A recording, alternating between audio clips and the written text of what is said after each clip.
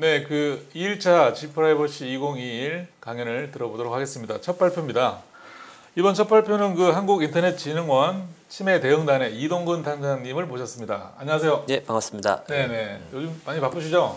네. 뭐 이 분야야 늘 뭐 이벤트가 있네요. 네네네. 지금 뭐 이제 코로나 팬데믹이 작년 올해 계속 이어지는데 네, 정보부 쪽에 뭐 좀 이슈들이 좀 많을 것 같습니다. 예, 많이 있습니다. 그 많이 있는 이유가 일단은 팬데믹 이후로 그 디지털 의존도가 높아지면서 네. 그런 기술을 도입하는 기업이라든지 불가피하게 이제 그런 기술에 의존해서 뭐 재택근무라든지 네네. 교습을 할 수밖에 없는 분들이 늘어나면서 사이버 위협에 노출되는 위험성이 많이 높아지고 있는 상황입니다. 아, 네. 많이 주의를 기울여야 될 그런 시점이네요. 네. 네, 그러면은 지금부터 디지털 뉴노멀 시대 보안 담당자에게 필요한 새로운 미션 경청 부탁드리겠습니다. 그러면 강연 부탁드리겠습니다. 네. 예, 반갑습니다. 한국인터넷진흥원 치매대응단 이동근 단장입니다. 오늘 제가 발표해드릴 내용은 디지털 뉴노멀 시대 보안 담당자에게 필요한 새로운 미션입니다. 세 가지 파트로 구성이 되어 있습니다. 첫 번째는 이제 디지털 뉴노멀 시대란 무엇인가에 대해서 간단하게 설명을 드리고요. 그와 관련한 최근의 사이버 위협 동향, 그리고 보안 담당자들에게 필요한 새로운 미션에 대해서 설명드리도록 하겠습니다. 예, 먼저 디지털 뉴노멀 시대인데요. 지금 키워드가 이제 혼란의 시대라고 제가 적었는데 1년 넘었죠. 예, 작년 이제 1월이었습니다. 2020년 1월 20일 날 이제 국내에서 첫 코로나 확진자가 이제 발생을 했었습니다. 그때도 이제 어떤 사람들이 걱정이라든지 이런 건 있었지만 지금처럼 이렇게 전 세계가 혼란으로 빠질지는 아마 생각하지 못하셨던 분들도 굉장히 많을 텐데요. 지금 벌써 1년 넘게 코로나19로 인한 혼란스러운 상황이 계속되고 있습니다. 제가 이 스크린샷을 찍을 때 날짜가 이제 4월 20일이었는데요. 시차는 좀 있지만 그때도 지금 확진자라든지 아니면 사망자가 이제 계속 이제 늘어나고 있는 추세고, 전 세계적으로도 지금 굉장히 지금 백신이 나와 있음에도 불구하고 확진자하고 사망자가 늘어나고 있는 상황입니다. 벌써 지금 전 세계적으로 300만 명 이상이 지금 사망한 걸로 되어 있고요. 최근 언론 보도에 따르면 인도 같은 경우는 하루에 확진자가 30만 명 이상 나오는 참 굉장히 전 세계적으로 혼란스러운 상황이 펼쳐지고 있습니다. 네, 그렇다면 이런 혼란의 시대가 이제 언제까지 계속될 것이냐라는 부분에 대해서는 많은 논란이 있습니다. 과거 이제 처음 이제 코로나 이슈가 알려졌을 때는 곧 끝나지 않을까라고 생각을 했었지만 생각보다 이제 길어지고 있고요.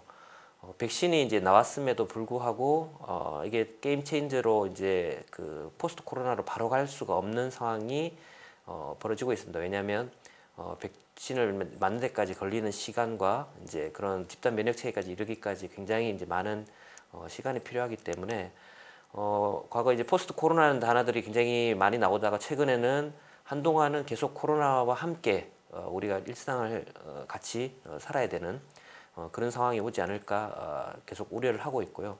또 백신을 또 주기적으로 계속 맞아야 되는 이제 그런 이슈들이 계속 언급이 되고 있습니다. 그러다 보니 이런 일상 자체가 이제 그 혼란 자체가 이제 일상이 되어 버렸는데요. 여러분들 이제 마스크 지금 마스크를 안 낀 사람들 이제 거의 없죠. 이제 아마 뭐 대중교통은 모두 다 이제 마스크를 끼고 있고요. 사무실에조차 이제 마스크를 끼는 게 일상이 돼 버린 거죠. 그러다 보니까 이런 과거에 이제 혼란이라고 생각하고 비정상적이라고 생각했던 게 지금은 이제 새로운 이제 노멀 상태, 그러니까 일상이 돼버린 상황이 계속 벌어지고 있습니다. 이런 새로운 뉴노멀 상황에서 어떻게 이런 사이버 보안 관련해서도 새로운 이슈들이 계속 일어나고 있습니다. 왜 그런 이슈가 일어나고 있을까요? 그 이유는 이제 그 뉴노멀 시대에 필요한 어떤 대표적인 기술 자체가 디지털 기술이다 보니 일상 자체에 디지털 기술을 의존하는 것이 매우 이제 급속도로 증가한 상황이 벌어지고 있습니다.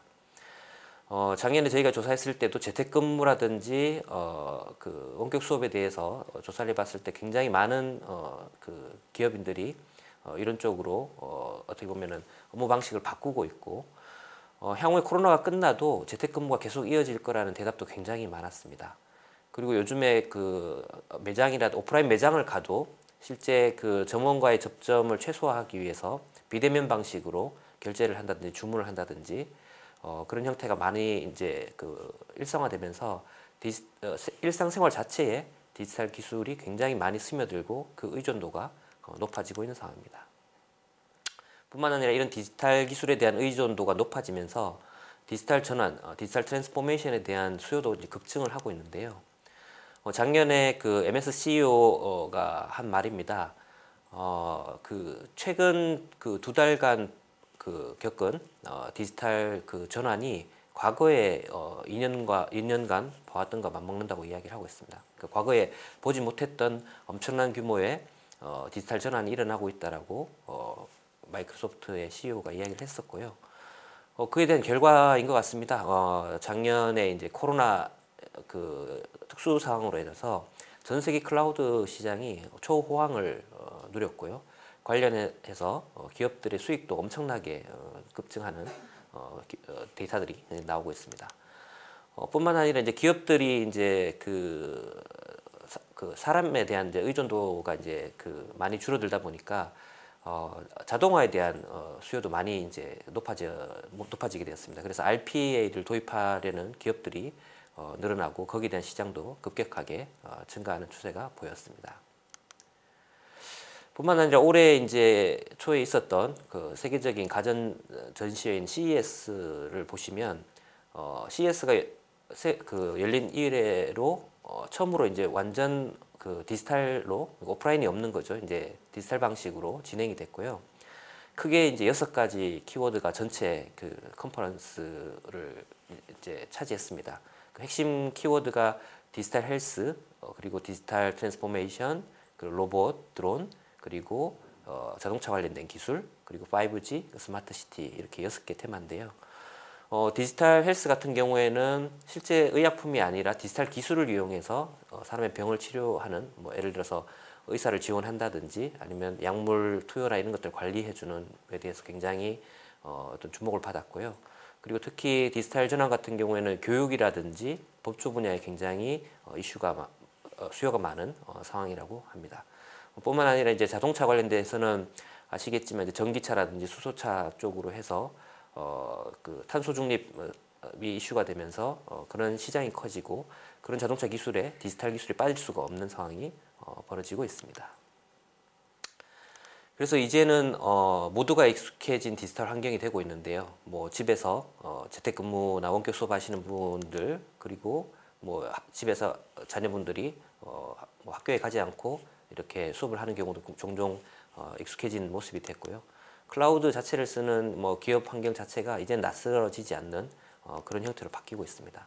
이런 게 과거에는 낯설다고 생각했던 부분들이 이제는 익숙해지고 일상화되면서 이제 디지털 뉴노멀 시대가 펼쳐지고 있다고 말씀드릴 수 있을 것 같습니다.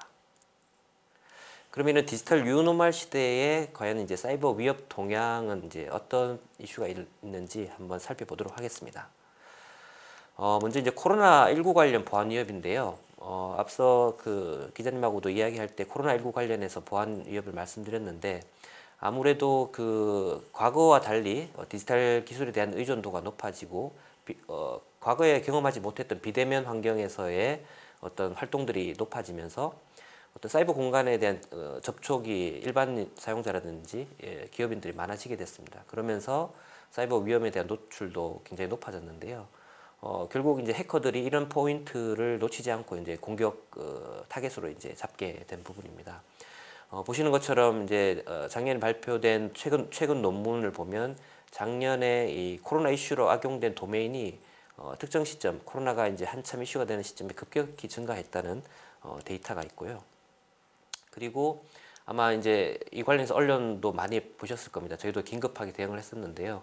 아무래도 이제 사회적 이슈가 많다 보니까 코로나19 지원금 관련해서 일반 그 국민들도 쉽게 속일 수 있다고 해커들이 생각해서 이와 관련된 사기 문자를 보내는 이슈들이 있어서 긴급하게 대응했던 사례도 있습니다. 뿐만 아니라 이제 그 코로나19 관련된 각종 그 백신이라든지 치료제 기술 같은 게 고부가가치의 기술이다 보니까 이런 지적 재산을 기술을 탈취하기 위한 해킹 시도도 지속적으로 발생되고 있어서 이에 대한 이슈가 국내뿐만 아니라 국외에서도 주목을 받았던 상황입니다.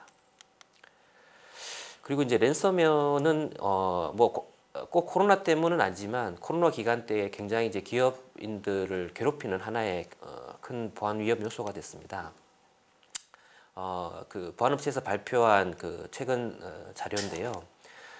보시는 것처럼 과거에는 그 랜섬웨어를 이제 뿌릴 때 형태가 그냥 무작위로 뿌리고 그 걸리는 사람 일반 기업인이든지 개인이든지 그를 대상으로 이제 협박을 통해서 비트코인이라든지 이런 걸 탈취해가는 이제 빼앗아내는 그런 형태에 있었다면 최근 한 2, 3년 내의 트렌드 자체가 APT 공격과 결합을 해서 그냥 무작위로 뿌리는 게 아니라 핵심 그 타겟 즉 이제 돈을 많이 그 줄 수 있는 기업들이라든지 랜섬웨어 공격을 받으면 어쩔 수 없이 그 몸값을 지불할 수밖에 없는 그런 형태의 타겟을 골라서 공격하는 형태가 많이 보이고 있고요. 코로나 기간 동안에는 그런 랜섬웨어뿐만 아니라 그 랜섬웨어 공격, APT 공격을 통해서 탈취해간 정보를 몸값을 주지 않으면 공개하겠다는 협박, 그러니까 랜섬웨어뿐만 아니라 데이터 그 유출에 대한 협박까지 하는 이중 형태의 공격이 큰 위협으로 다가왔습니다. 이런 공격으로 인한 피해를 당한 기업들이 굉장히 많고 국내에도 그런 피해를 당한 기업들이 그 종종 언론 보도가 된 케이스가 있습니다. 기업 입장에서 봤을 때는 굉장히 큰 리스크고요. 이 부분과 관련해서 이제 그 보안업체에서 조사한 내용을 보면 그 랜섬웨어 그 조직이죠, 범죄 조직이 이런 형태로 비즈니스 모델을 이제 전환을 하는 형태로 보입니다. 메이즈 랜섬웨어 조직 뭐 많이 들어보셨죠? 그 악명을 떨친 메이즈 랜섬웨어 조직을 시발점으로 해서 이런 비즈니스 모델을 도입한 사이버 범죄 조직들이 굉장히 이제 창궐하는 형태가 나타났던 기간이 되겠습니다. 그리고 이제 그 클라우드 보안 위협을 빼놓을 수가 없는데요. 클라우드 보안 위협은 이제 작년에 이제 클라우드 시큐리티 얼라이언스라는 곳에서 낸 이제 위협 보고서가 있습니다. 그 내용을 보면 해외에서 발생한 큰 이제 클라우드 관련 사고에 대한 내용을 이제 분석해봤을 때 위협이 되는 이제 그 리스크들을 이제 나열한 게 있습니다. 그 중에 첫 번째가 이제 데이터 유출, 그리고 클라우드 설정을 이제 잘못해서 발생하는 사고들, 그리고 클라우드 관련돼서 이제 그 인증이죠, 이제 그 관리자 계정이라든지 아니면 사용자 인증에 대한 문제로 인해서 발생하는 이슈들, 그리고 이제 내부자 소행 문제 같은 이제 여러 가지 이제 사이버 그 위험 요소로 인해서 클라우드의 보안을 위협한다라는 내용의 보고서가 됐습니다. 이런 보고서 시사하는 점은 이런 위험 요소들이 지금 클라우드를 이용하고 있는 기업들한테도 충분히 발생할 수 있다는 점에서 참고가 될 만한 요소인 것 같습니다.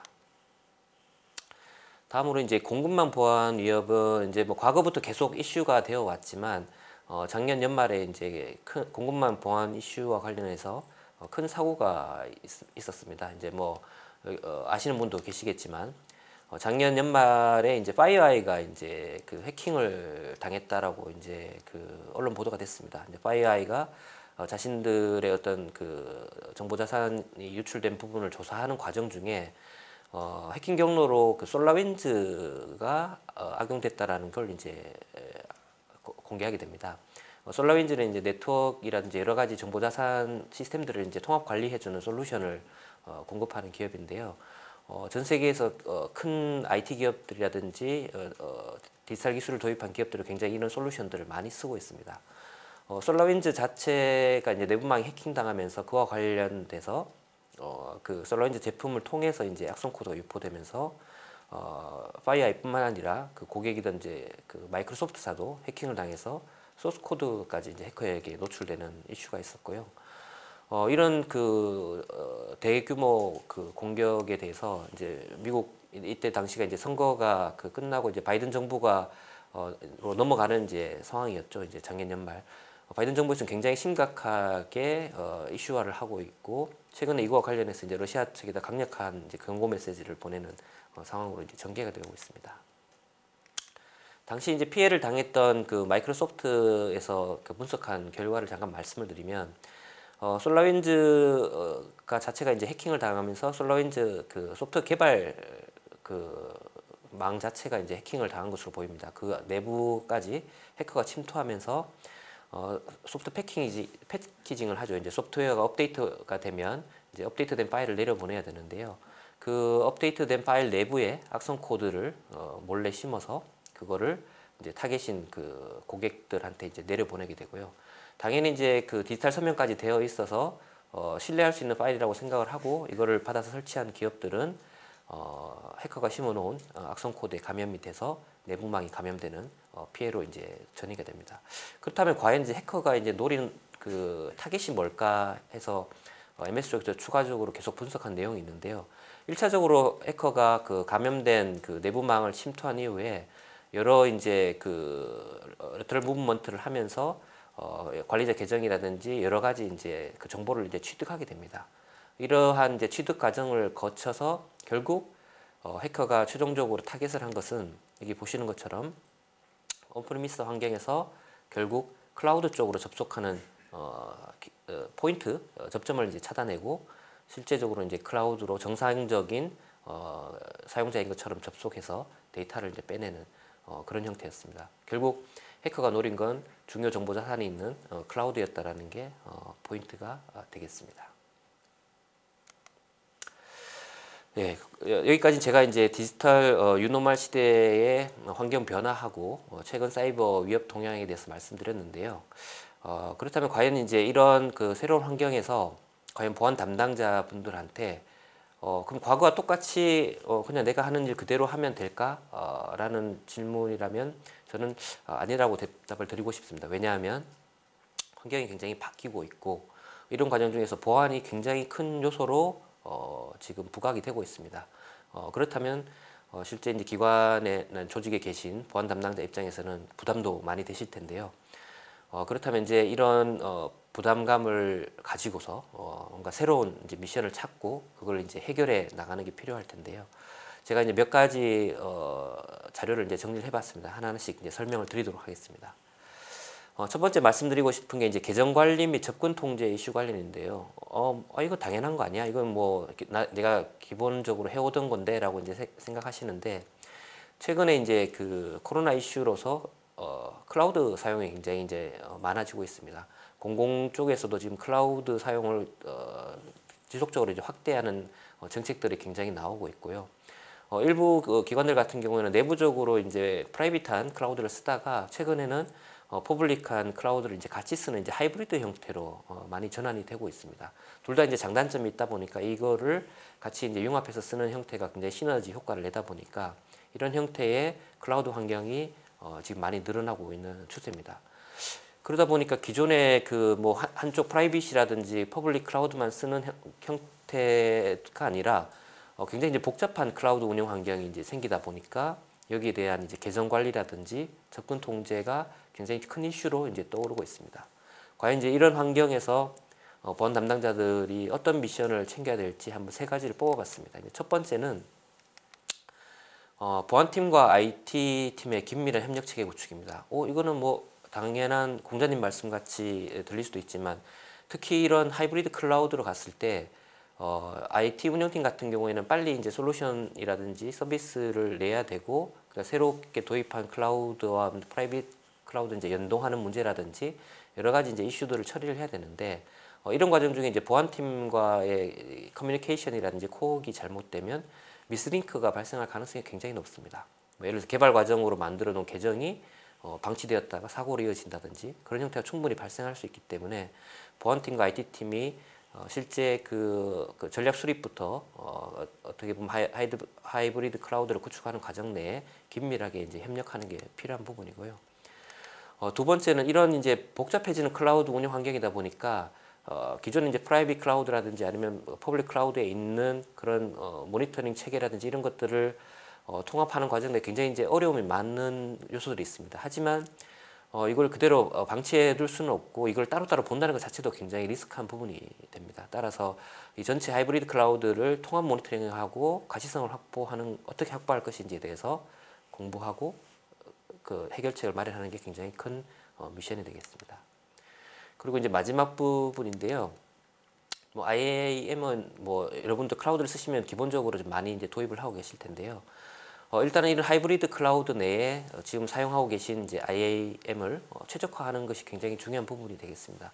예를 들어서 퍼블릭 클라우드를 쓰신다 그러면 거기서 기본적으로 제공해주는 IAM도 뭐 잘 어떻게 보면은 계정 권한이라든지 뭐 그 정책들을 정밀하게 해서 하셔야 되겠지만, 기존에 이제 하이브리드로 가면서 프라이빗 클라우드에 적용되었던 뭐 또 다른 보안 솔루션들도 있을 수 있지 않습니까? 뭐 가스비라든지 아니면은 뭐 CWPP라든지 이제 이런 것들하고 이제 어떻게 그 융합해서 최적화할 것인지에 대한 고민이 필요한 부분이고요. 그런 기술이라든지 보안 정책을 도입해서도 한계가 있을 수가 있습니다. 왜냐하면 기술적인 어려움, 하이브리드 상황에서 뭐 데이터베이스 연동이라든지 서비스 연계 등의 한계가 있다 보니까 이런 부분들을 극복하기 위한 부분도 또 도출이 돼야 되고요.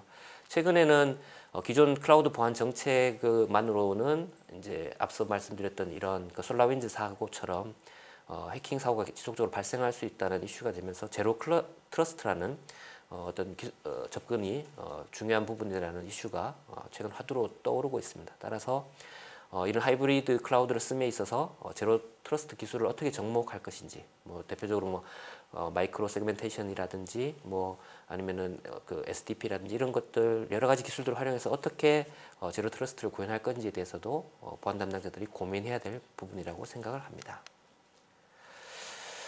다음으로 이제 사이버 보안 레질리언스 부분인데요.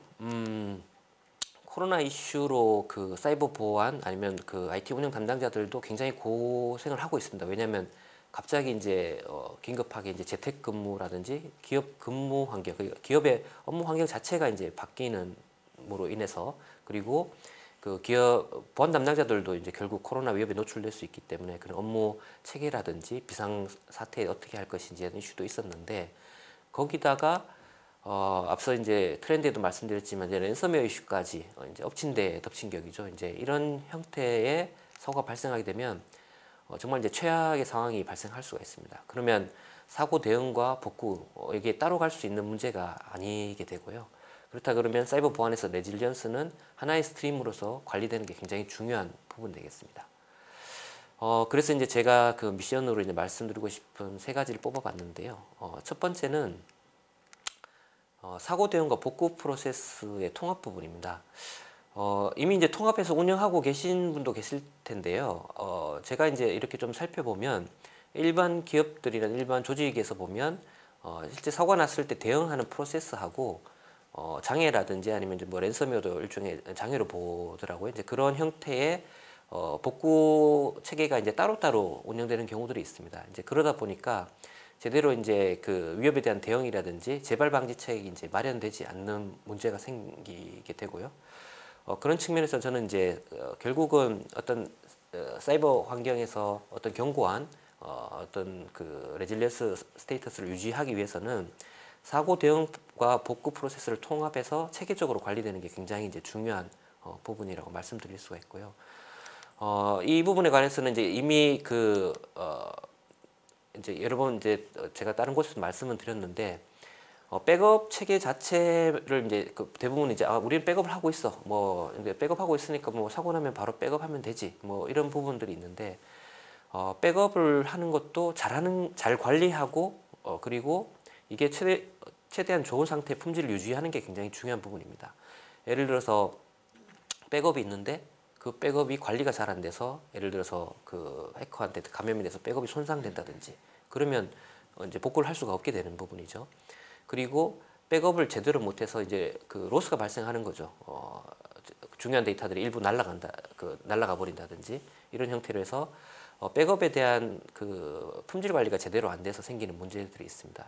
이 부분이 왜 사이버 보안과 관련 있냐고 생각하실 수 있겠지만, 최근에 이제 공격 트렌드라든지 이런 걸 봤을 때는 사고 대응 복구 프로세스와 이런 백업 품질 관리가 굉장히 이제 중요한 부분이 되고요. 만약에 이런 복구 체계를 이제 도입한 솔루션이 있거나 그럴 경우에는 해당 사업자하고 컨설팅이라든지 이런 걸 통해서 한 번 더 점검을 하고 체계를 개선하는 것이 이제 필요한 부분이 되겠습니다.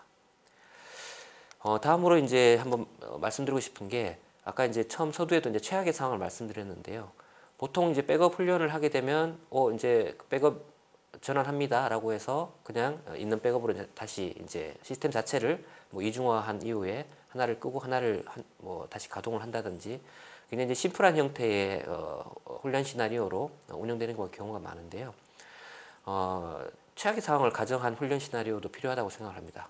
진짜 백업 자체가 손상을 되거나 아니면은 크리티컬한 이슈가 있어서 백업에 굉장히 이제 지연 상황이 발생할 수 있는 최악의 시나리오를 가정하고 나서 어떻게 이제 복구를 할 것인지, 그리고 사고 재발 방지를 위한 그리고 더 내부적으로 확산되지 않는 그 위기 대응은 어떻게 할 것인지에 대해서 고민하는 시나리오와 대응 훈련이 필요하다고 말씀드릴 수 있을 것 같습니다.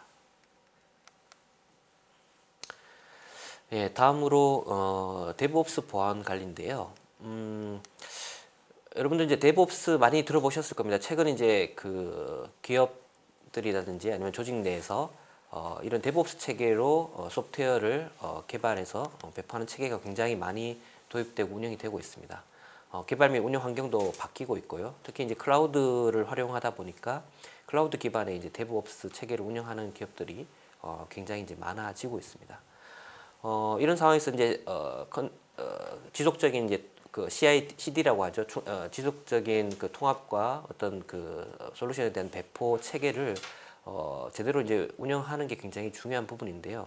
보통은 이거에 대해서 이제 보안적 요소를 고려하지 않는 경우들이 있다 보니까 이런 그 데브옵스 기반의 어떤 솔루션이라든지 서비스를 만들어서 CI/CD 하는 과정 내에 예를 들어 보안적 문제가 생기면 더 큰 이제 그 리스크가 생길 수 있는 문제들이 발생을 하고 있습니다. 그래서 이걸 뭐 나중에 사고가 나서 대응을 할 것이냐 아니면 기본적으로 선제적으로 대응할 것이냐가 굉장히 이제 화두가 되고 있는데요.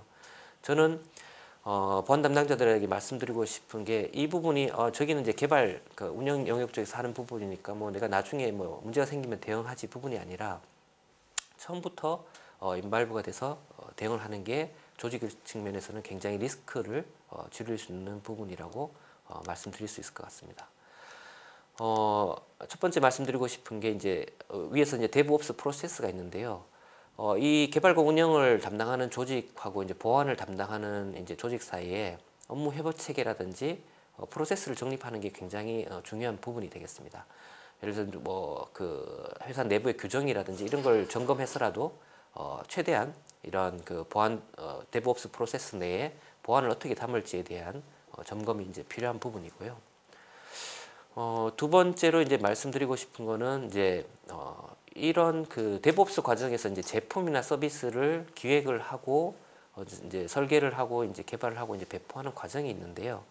이 부분에 대한 이제 위험 모델링과 리스크 분석을 보안 쪽에서 해주는 게 필요하다고 생각합니다. 왜냐하면 사전에 이제 이런 업무 협업을 통해서 우리 조직 내에서 이런 서비스 앱을 개발해서 이제 배포하는 과정 중에 이런 위협이 발생할 수 있고 이런 위협에 대해서는 리스크를 어떻게 감내를 하거나 아니면은 뭐 회피를 하거나 이제 축소할 수 있거나 아니면 아예 그런 위협이 발생하지 않도록 할 것인지에 대해서 위험 분석을 하는 부분을 보안 조직 내에서 지원을 해주는 게 꼭 필요하다고 생각합니다.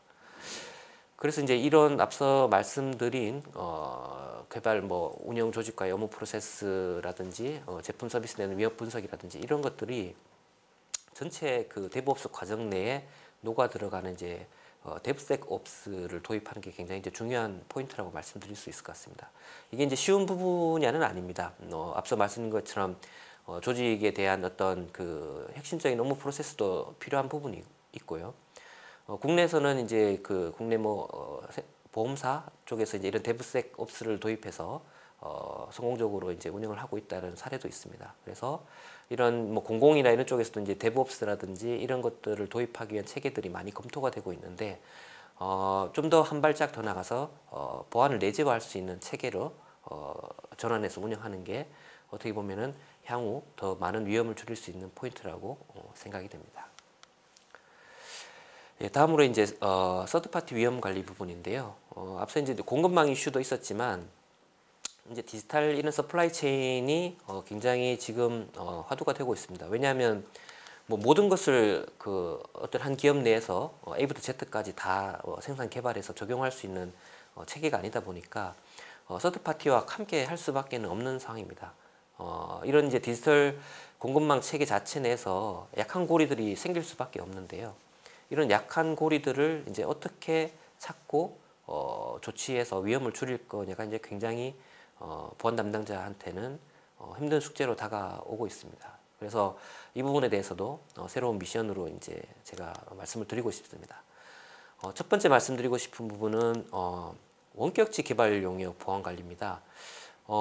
아마 아시는 분도 계실 텐데요. 이제 작년 말에 이제 소프트웨어 그 지능법이 통과가 되면서 관련된 이제 하위 법령이라든지 이런 게 이제 시행이 본격적으로 됐습니다. 그 내용 중에 보면 공공 쪽도 그 원격지 개발에 대해서 의무적으로 우선적으로 검토하는 조항이 들어갔습니다. 그 말은 공공 분야에서도 불가피하지 않은 경우에는 이제 원격지 개발 용역을 이제 도입을 해야 된다라는 부분입니다.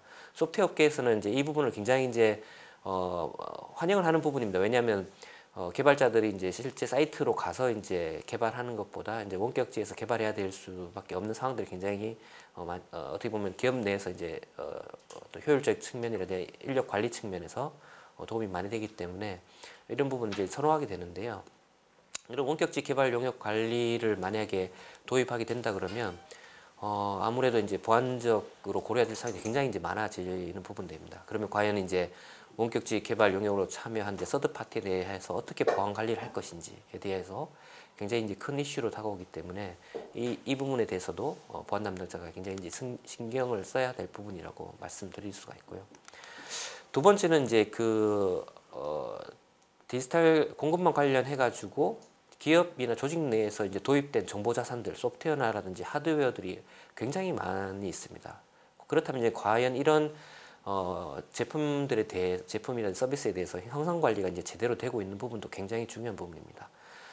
그냥 이 하드웨어 장비는 그냥 계속 망에 연결 안 되니까 계속 쓰면 되겠지라고 하다가는 거기에 있는 취약점으로 인해서 큰 사고로 이어질 가능성도 있습니다. 따라서 지금 도입해서 쓰고 있는 소프트웨어라든지 하드웨어 정보 자산에 대한 취약점, 보안 패치를 어떻게 최신으로 관리할 것인지에 대해서도 굉장히 중요한 포인트입니다. 예를 들어서 이 부분을 유지보수 관련된 이제 용역사하고 이제 협약을 하거나 아니면 그 업무 범위에 넣는다 그러면 이 부분을 어떻게 체계적으로 관리할 건지에 대해서도 굉장히 이제 RFP라든지 이런 걸 통해서 신경을 써야 되는 부분이라고 말씀드릴 수 있을 것 같습니다. 그리고 또 하나 이제 부분은 하드웨어 소프트웨어 이제 유지보수 보안 관리 부분인데요. 이 부분은 당장 이 코로나 이슈뿐만 아니라 최근 사고 유형들, 최근 몇 년간의 사고 유형들을 보면 이런 하드웨어 소프트웨어 유지보수 관리 과정 내에 그 경로를 타고 해커가 타겟한 조직 내로 침투를 할 수 있는 케이스가 굉장히 이제 많아지고 있습니다. 예를 들어서 이제 그 원격이라든지 불가피하게 어떤 그 유지보수 업체라든지 용역 직원이 보안 그 유지보수 업무를 하는 과정 내에 제대로 보안 관리가 안 되면서 그 경로를 통해서 내부망으로 이제 그 해커가 침투를 한다든지 아니면 잠재적으로 그 특정 포인트를 통해서 내부망으로 크게 그 악성 코드가 확산이 된다든지 이런 이슈들이 굉장히 있을 수 있기 때문에 하드웨어 소프트웨어 이제 유지보수하는 관리 영역에 대한 보안 관리를 어떻게 할 건지에 대한 것도 굉장히 큰 이슈가 되는 부분입니다.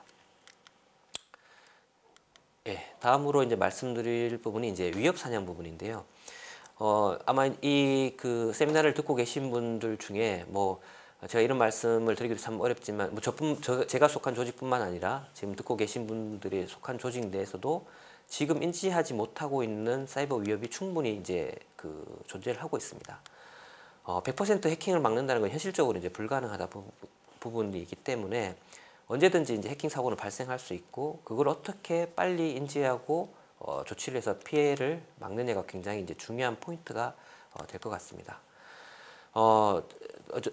보통 이제 조직 내에서 이제 보안 관제를 한다든지 이런 부분에 대해서는 이제 공격이 지금 들어오고 있으니까 이제 그거를 막는다든지 이런 쪽에 우선 그 포커싱이 맞춰져 있죠. 보통 이제 경계선 방어라고 하는데요. 이런 쪽에 이제 치우쳐져 있는데 이 부분을 이제 극복하는 게 필요할 것 같습니다. 언제든지 우리 조직 내에 해킹 사고가 일어날 수 있고 내가 모르는 잠재적인 사고가 있을 수 있다라는 가정하에서 위협 사냥 즉 이제 스레드 헌팅을 하는 게 필요하고요. 이를 하려면 당연히 이제 사냥 도구가 준비돼야 되겠죠. 이제 뭐 예를 들어 기본적으로 뭐 심이라든지 뭐 엔드포인트에 대한 정보를 수집할 수 있는 EDR 등이라든지 우리 조직 내 자체에 위협 사냥을 할 수 있는 체계가 갖춰져 있는지 사냥 도구가 준비되어 있는지 확인하는 것이 굉장히 중요한 포인트가 되고요. 다음으로 이제 이런 위협 사냥을 하는 부분을 업무 프로세스로 하는 게 굉장히 중요합니다. 그냥 뭐 단순히 그 이벤트성으로 하는 게 아니라 수시성으로 어떤 이슈가 있을 때 우리 조직 내에 해킹 사고가 없었는지를 찾는 부분을 업무 프로세스화해서 지속적으로 관리되고 사냥을 통해서 그런 위험 요소를 빨리 찾아서 제거하는 그런 접근이 굉장히 이제 필요한 부분이 되겠습니다. 그리고 이제 마지막으로 위협 사냥을 하는데 아까 사냥 도구를 이제 말씀을 드렸는데 기본적인 이제 사냥 도구에 필요한 인프라 구축도 필요하지만 사냥을 잘하기 위해서는 숙련된 어떤 보안 조직의 전문 인력도 필요하고요. 그리고 어떻게 되면 이제 사냥을 그 스레드 헌팅을 잘하기 위한 중요한 정보들이 필요합니다. 뭐 예를 들어서 그 사냥을 나갔는데 해당된 모든 영역을 다 보기는 힘들지 않습니까? 그러면 어떤 포인트가 리스키하고 그거와 관련돼서 어떻게 보면 저인 방식으로 접근을 하게 된다 그러면 위협 사냥을 좀 더 효과적으로 할 수 있는 부분도 있습니다. 거기에 필요한 게 위협 인텔리전스인데요. 이런 위협 인텔리전스를 오신트라든지 아니면은 뭐 유료도 있겠지만 여러 채널을 통해서 많이 이렇게 있습니다. 이런 것들을 조직 내에서 어떻게 수집하고 활용할 것인지 대해서 보안 담당자로서 고민이 필요하고 이거를 스레드 헌팅에 접목해서 더 효과적인 위협 사냥을 하는 부분이 어떻게 보면 보안 담당자에게 새로운 미션이라고 할 수 있을 것 같습니다. 예, 다음으로 이제 그 RPA, 이제 API, 뭐 AI, 뭐 새로운 업무 범위에 대한 대비인데요. 앞서 이제 그 코로나 그 상황이 전개되면서 기업 내에서 이제 업무 자동화 이슈와 관련해서 RPA를 도입하는 기업들이 이제 굉장히 많아지고 있고요. 그리고 최근 이제 데이터 산업이라든지 아니면은 클라우드 기반의 서비스들이 확산되면서 API, 오픈 API라든지 아니면 그 API 연계를 통해서 어떤 여러 가지 시스템이 연결되거나 묶이는 형태가 많아지고 있습니다. 그리고 AI 기술을 기업 업무 프로세스에 도입하는 기업 조직들이 엄청나게 이제 많이 늘어나고 있는데요. 이런 업무 현장에서 이제 디지털 전환이 이제 가속되고 있는 상황에서 어떤 그 새로운 기술과 그 보안과의 관계에 대해서 어떻게 보안 담당자로 할 것에 대해서인지 이제 고민이 필요한 부분입니다. 아니면 과거에 이런 그 업무라든지 기업 환경이 없었는데 새로운 환경이 펼쳐지다 보니까 여기에 대한 이제 대비가 필요한 부분이고요. 그와 관련해서 미션으로 이제 첫 번째 말씀드리고 싶은 게 RPA 관련해서 최근에 이제 뭐 그 MS라든지 아니면 국내 뭐 삼성 SDS라든지 뭐 여러 이제 RPA 솔루션들이 나오고 있습니다. 이런 RPA 솔루션을 도입해서 이용할 때 대부분 이제 직원들이 그 RPA 솔루션을 이제 이용해서 자기가 하고 있는 업무를 이제 자동화하는 것들을 이제 많이 적용을 하게 됩니다. 그런데 이제 그런 과정 내에서 보안상에 어떤 이슈가 있는지에 대해서 교육이 없다면 이 직원은 그냥 편의상 뭐 권한 설정이라든지 이런 것도 이런 보안 문제에 대해서 전혀 생각하지도 않고 오로지 그냥 효율과 자동화에만 포커싱이 맞춰서 RPA를 적용하다 보면 나중에 큰 사고로 이어질 수가 있습니다. 아니면 해커가 그런 위크 포인트를 타겟으로 침투를 할 수가 있게 되고요. 따라서 RPA를 이용하는 직원에 대한 보안 교육이 굉장히 철저한 부분이 되겠습니다. 다음으로 말씀드리고 싶은 게 이제 API 관련된 부분인데요. API를 굉장히 많이 쓰고 있는 상황 중에서 지금 그 미스컨피규레이션, 이제 설정 오류라든지 이런 걸로 인해서 정보가 노출된다든지 아니면은 내부로 연계될 수 있는 그 접점이 된다든지 이런 부분들이 굉장히 많이 발생을 하고 있습니다. 특히 이제 API를 통해서 인가되지 않은 정보들이라든지 데이터들이 이제 유출될 수 있는 리스크들이 굉장히 크기 때문에 현재 조직이나 기관 내에서 쓰고 있는 API에 제대로 설정이라는 권한이라든지 이런 것들이 되어 있는지 보안 관리하는 것이 굉장히 이제 중요한 부분이 되어 있습니다. 그냥 API니까 뭐 정보가 정해진 것만 가면 되겠지라고 하는 부분이 있는데 여기에 대해서 이제 굉장히 간과하다가 큰 사고로 이어질 가능성이 있기 때문에 이 API에 대한 보안 관리가 중요한 부분이 되겠습니다. 예, 그리고 마지막으로 이제 그 AI를 도입한 기업들이 이제 많이 늘어나고 있는데요. 이런 AI 기술을 도입해서 운영하는 기업 이제 조직 내에서 어떻게 보면 이제 그 AI 모델이 굉장히 중요한 포인트가 됩니다. 왜냐하면 이제 이런 학습된 데이터를 기반으로 새로 들어온 정보에 대해서 AI가 이제 처리를 하게 되는데요. 예를 들어서 이제 이게 보안 업무에 적용된다든지 아니면은 특정 이제 그 업무에 AI가 적용이 됐는데 해커 공격자들이 이 AI 모델에 있는 그 허점이라든지 이런 것들을 우회하는 형태들의 기술을 적용해서 어떻게 보면 비즈니스를 방해한다든지 아니면 보안 체계를 우회하는 그런 이슈들이 충분히 생길 수가 있습니다. 그래서 단순히 AI 기술 자체를 도입하는 것뿐만 아니라 우리가 도입한 AI 그 기술을 기술 그 모델을 어떻게 보호할 건지에 대해서도 보안 담당자로서 고민을 해야 될 시점이 다가왔기 때문에 미션으로 포함을 시켰습니다. 예, 여기까지 이제 제가 준비한 자료고요. 혹시 이제 발표 내용을 보시고 궁금한 점이 있으시면 여기 제가 이제 이메일을 포함을 했습니다. 이쪽으로 질문을 해주시면 답변을 드리도록 하겠습니다. 이상으로 발표를 마치도록 하겠습니다. 감사합니다. 예, 단장님 감사합니다. 그 코로나 때문에 디지털 변화가 급격하게 이루어지고 또 그 해커들 사이버 공격자들은 이 기회를 삼아서 더 치열하게 또 공격을 하는 그런 상황인 것 같습니다. 맞습니다. 네네. 그 오늘 그 내용 업무에 참고하시기 바라고요. 그 아까 말씀하신 대로 궁금하신 점 있으시면 그 메일로 연락을 주시면은 또 답변을 해 주시겠습니다. 네. 그러면 지금까지 이동건 단장님이었습니다. 감사합니다. 네.